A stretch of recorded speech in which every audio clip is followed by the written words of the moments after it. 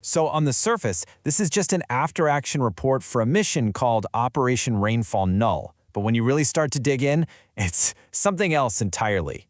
This is an exploration of what happens when reality itself gets infected. And that really brings us to the core question here, doesn't it? What happens when the thing you're sent out to contain latches onto you? When the mission follows you home, not just in your head, but in your very cells? All right, so let's meet our subjects.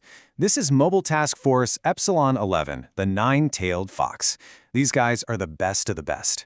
But when they got back to Site 19, they weren't treated like heroes. They were treated like specimens. Their debriefing room became a lab. And the first sign that something was deeply, deeply wrong started with their own tech. The commander's own head-mounted camera, the one thing that should have been the objective truth of the mission, was a complete mess. The last 20 minutes, right from the most critical part of the op, just gone, replaced by corrupted static and missing frames. And look, this wasn't just some glitchy hardware. This was the first hint that their own experience, their own reality, was starting to fray at the edges. And then you get to the human element, and things just completely fall apart. Take Agent Frost. He says, quote, "I don't remember firing." But guess what? His magazine was totally empty. Think about that for a second. His body went through the motions of combat, emptying an entire clip, but his brain is a complete blank. It's like something else was pulling the trigger. And right away, his teammate, Agent Rook, calls him on it. "Bullshit," he says. "I watched you reload after." So now you have two completely different stories from two guys who were standing right next to each other. Their shared reality is just shattering in real time. Who do you believe when the tech is busted and the eyewitnesses can't even agree on what just happened? But, this wasn't just in their heads. The anomaly was physically rewriting them in these tiny, terrifying ways they couldn't control. Agent Rook's pupils just dilated to solid black for a second. Audio techs found a second voice hiding underneath Commander Vance's, and Agent Frost was so subconsciously stressed he crushed a pen in his hand without even noticing it. It's like whatever they found out there hitched a ride back and it's wearing them like a skin suit.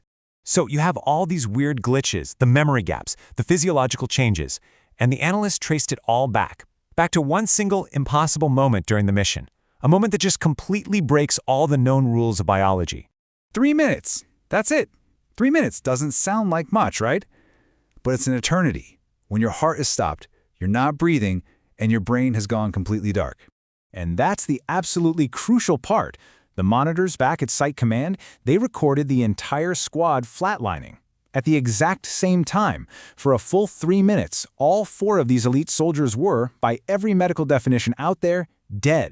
Okay, so here's where it gets really, really weird. And this slide breaks it down perfectly.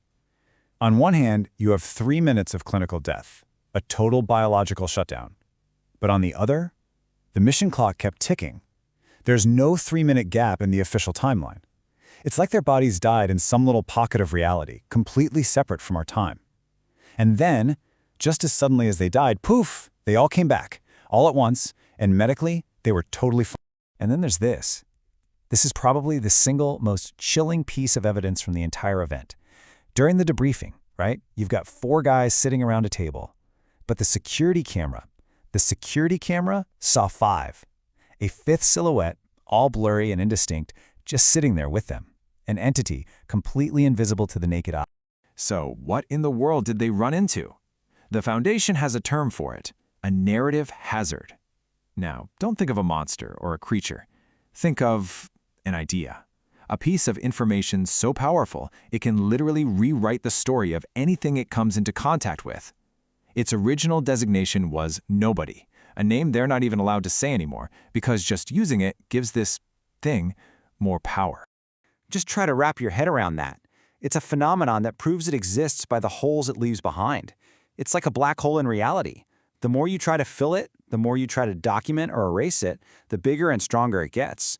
For an organization like the Foundation, which is built on meticulous records and control, this thing is the ultimate nightmare.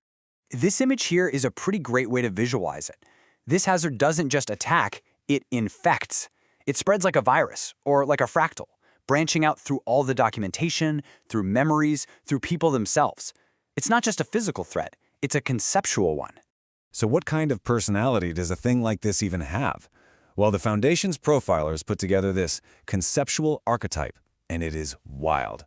Think about it. The sheer inventive genius of Nikola Tesla, the world-conquering ambition of Alexander the Great, the chaotic reality-warping humor of Bugs Bunny, and the cosmic, godlike power of a being like Q from Star Trek. You roll all of that into one, and you get this. Brilliant, unstoppable, and absolutely terrifyingly unpredictable. And this is its signature, its calling card. Found typed, or more accurately hammered, into documents by every single typewriter in the records department, all at once, with enough force to punch through 15 sheets of paper. Referent persists. It's a threat. It's a promise. It's saying, go ahead, erase my name. Delete the files. I'm still here. The thing you're talking about still exists. So, when you're up against an enemy that actually gets stronger when you try to erase it, what do? The Foundation had to throw out its own rulebook and come up with something completely new. I mean, how do you contain a hole in reality, especially when it's already followed your soldiers home and is, for all we know, living inside of them? Their new protocol is basically just damage control. First step, quarantine. They lock down the entire Epsilon 11 squad. Obvious. Step 2, suppression. They start pumping them full of nightly amnestics, basically trying to chemically scrub the entity's influence from their minds. But step 3, that's the big one, acceptance. They officially reclassify the hazard as self-containing, which is Foundation speak for, we give up. We have no control over this thing. And this quote from the legendary Dr. Gears, it just sums up the whole terrifying new paradigm perfectly. We are not erasing it. We are learning to exist around the hole it leaves in our procedures. They're not fighting it anymore. They're not even trying to understand it. They're just trying to survive it by carefully walking around the void it punched in their reality, because they know if they try to fill that hole, it'll just swallow them whole. And that brings us right back to the question that debriefing officer asked Commander Vance. Where did they really fail? Did they fail to contain the hazard out in the field? Or was the real failure not even noticing when it latched onto them and followed them all the way home?